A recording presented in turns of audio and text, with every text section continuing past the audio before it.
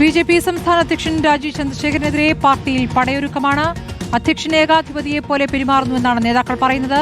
സംഘടനാ പരിചയമില്ലാഞ്ഞിട്ടും കൂടിയാലോചനയില്ലാതെ രാജീവ് ചന്ദ്രശേഖർ ഒറ്റയ്ക്ക് തീരുമാനമെടുക്കുന്നുവെന്നാണ് രൂക്ഷ വിമർശനം. സംസ്ഥാന നേതൃത്വത്തിന്റെ അവഗണനയിൽ വി മുരളീധരനും കെ സുരേന്ദ്രനും കടുത്ത അതൃപ്തിയുണ്ട്. പുനഃസംഘടനയിൽ പരിഗണിക്കാത്തതിൽ പ്രതിഷേധിച്ച് യോഗങ്ങളിൽ നിന്ന് വിട്ടുനിൽക്കുകയാണ് മുതിർന്ന നേതാക്കൾ. സ്വർണ്ണക്കൊള്ളയിൽ സംസ്ഥാന അധ്യക്ഷന്റെ നേതൃത്വത്തിൽ നടന്ന സെക്രട്ടേറിയറ്റ് വളയലിൽ നിന്നും പ്രധാന നേതാക്കൾ വിട്ടുനിൽക്കുകയായിരുന്നു. പരിപാടിയിൽ അണികൾ കുറവായിരുന്നുവെന്നും വിമർശനം ഉയരുകയാണ്. ഈ വാർത്തകളൊക്കെ ഇപ്പോൾ വരുമ്പോഴാണ് രാജീവ് ചന്ദ്രശേഖരനെതിരായ ഗുരുതരമായ ഭൂമി കുംഭകോണ വാർത്ത വന്നിരിക്കുന്നത്.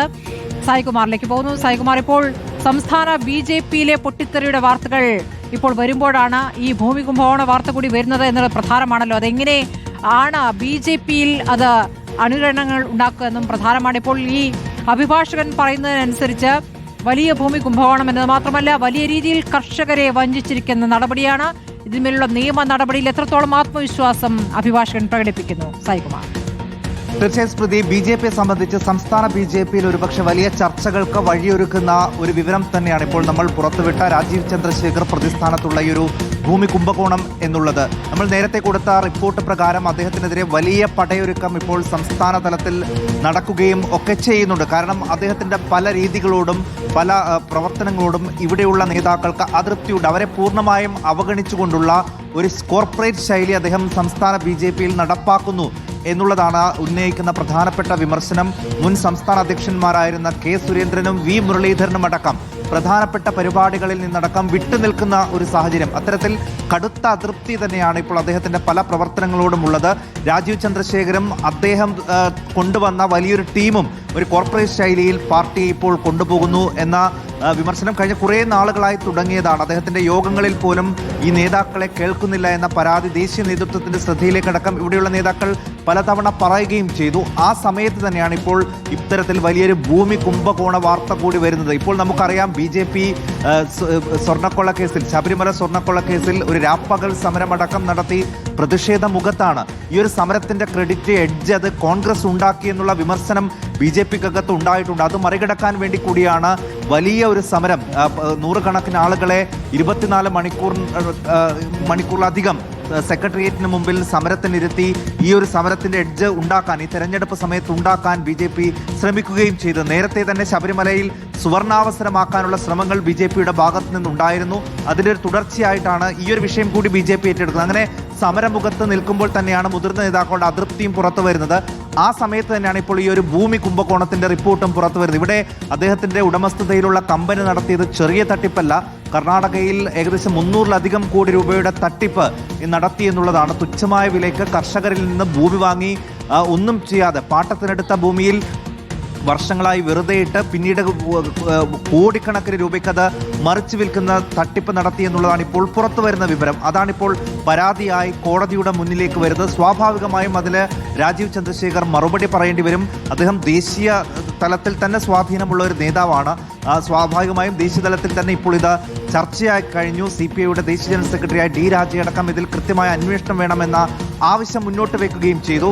രാജീവ് ചന്ദ്രശേഖർ മാത്രമല്ല, കർണാടകയിലെ BJPയുടെ പ്രധാനപ്പെട്ട നേതാക്കളെല്ലാം ഇതിൽ പ്രതിസ്ഥാനത്താണ് എന്ന് അഭിഭാഷകൻ ഇപ്പോൾ പറയുകയും ചെയ്യുന്നുണ്ട്. അദ്ദേഹത്തിൻ്റെ ആത്മവിശ്വാസം എന്നുള്ളതിൽ കൃത്യമായ തെളിവുകളുണ്ട്. കർഷകർക്ക് അവരുടെ ഉപജീവന മാർഗം നഷ്ടപ്പെട്ട, അവർ ചതിക്കപ്പെട്ട ഒരു കേസാണിത്. അതുകൊണ്ട് അവർക്ക് നീതി കിട്ടിയേ തീരൂ. അതിനുള്ള ഒരു പോരാട്ടമാണ് താൻ നടത്തുന്നത്. അതിന് വലിയ സമ്മർദ്ദം തനിക്ക് നേരിടേണ്ടി വരുമെന്ന്, കൊല്ലും എന്നുള്ളതടക്കമുള്ള ഭീഷണികൾ വരുന്നുണ്ട്. അതൊക്കെ അവഗണിച്ചുകൊണ്ടാണ് താൻ ഈ ഒരു വലിയ പോരാട്ടം നടത്തുന്നത്. പോലീസ് സംരക്ഷണം അടക്കം തേടുകയും ചെയ്തിട്ടുണ്ട്. അതോടൊപ്പം തന്നെ അദ്ദേഹം ഇതുമായി ബന്ധപ്പെട്ട രേഖകളൊക്കെ ഈ പരാതിയിൽ പറയുകയും ചെയ്യുന്നുണ്ട്. കോടതിയുടെ മേൽനോട്ടത്തിൽ ഒരു അന്വേഷണം വേണം എന്നാണ് അദ്ദേഹം പ്രധാനമായും ആവശ്യപ്പെടുന്നത്. ഏതെങ്കിലും തരത്തിൽ കേന്ദ്ര ഏജൻസികളുടെ കയ്യിലേക്ക് ഈ അന്വേഷണം എത്തുകയാണെങ്കിൽ ഒരുപക്ഷെ ഇത് അട്ടിമറിക്കപ്പെടാനുള്ള സാധ്യതയുണ്ട് എന്ന് അദ്ദേഹം ആശങ്കപ്പെടുകയും ചെയ്യുന്നുണ്ട്. കർണാടകയിലെ കോൺഗ്രസ് സർക്കാർ ഈ വിഷയം എങ്ങനെ കൈകാര്യം ചെയ്യുന്നു എന്നുള്ളതും വളരെ വളരെ പ്രധാനപ്പെട്ടതാണ്. കാരണം മുഖ്യമന്ത്രിക്കടക്കം ഈ ഒരു പരാതി ലഭിച്ചിട്ടുണ്ട്. ഇപ്പോൾ കർണാടകയിൽ നടന്ന ഒരു കേസാണ്. സ്വാഭാവികമായും അവിടുത്തെ അന്വേഷണ ഏജൻസികൾക്ക് ഇതിൽ നിർണായകമായ ഇടപെടൽ നടത്താനാകും, അന്വേഷണം നടത്താൻ കഴിയുകയും ചെയ്യും. ആ ഒരു നീക്കം കോൺഗ്രസ് ഭരിക്കുന്ന കർണാടകയിലെ കോൺഗ്രസ് സർക്കാർ ചെയ്യുമോ എന്നുള്ളതാണ് ഇനി നമ്മൾ അറിയേണ്ടത്. അവിടെ കോൺഗ്രസിന്റെ പ്രധാനപ്പെട്ട നേതാക്കളെയൊക്കെ ഇത്തരത്തിൽ അഴിമതി കേസുകളിൽ പെടുത്തി മുൾമുനയിൽ നിർത്തുന്ന കാഴ്ച നമുക്ക് അവിടെ അറിയുകയും ചെയ്യാം. അതുകൊണ്ട് ഇപ്പോൾ BJPക്കെതിരെ അവർക്ക് കിട്ടിയിരിക്കുന്ന ഒരു ആയുധം അവർ ഏത് വിധേന ഉപയോഗിക്കുന്നു എന്നുള്ളത് പ്രധാനമാണ്. കർണാടകയിലെ BJPയുടെ പ്രധാനപ്പെട്ട നേതാക്കളൊക്കെ ഇതുപോലെ ഭൂമി കുംഭകോണങ്ങളിൽ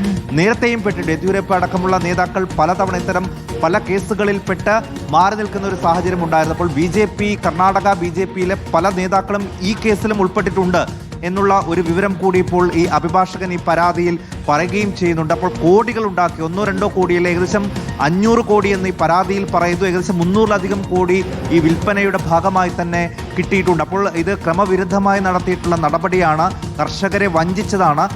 പാട്ടത്തിനെടുത്ത ഭൂമി വൻ തുകയ്ക്ക് മറിച്ചു വിൽക്കുകയാണ്. ആ ഭൂമി കണ്ടെത്തി തിരികെ കർഷകർക്ക് തന്നെ നൽകണം എന്ന ഒരു ആവശ്യം കൂടി ഇപ്പോൾ ഈ അഭിഭാഷകൻ പറയുന്നുണ്ട്. ശരി, വലിയ വാർത്തയാണ് റിപ്പോർട്ട് പുറത്തുവിട്ടിരിക്കുന്നത്. റിപ്പോർട്ട് ബിഗ് ബ്രേക്കിംഗിന്റെ വിശദാംശങ്ങളും പ്രതികരണങ്ങളുമാണ് ഇതുവരെ കണ്ടത്. കർണാടകയിലെ സർക്കാർ ഭൂമി മറിച്ചുവിറ്റ് BJP സംസ്ഥാന അധ്യക്ഷൻ രാജീവ് ചന്ദ്രശേഖർ നടത്തിയിരിക്കുന്ന വലിയ ഭൂമി കുംഭകോണം 175 ഏക്കർ ഭൂമിയാണ് മറിച്ചുവിറ്റ് 313 കോടിയുടെ തട്ടിപ്പ് നടത്തിയെന്ന പരാതിയാണ് ഉയർന്നിരിക്കുന്നത്.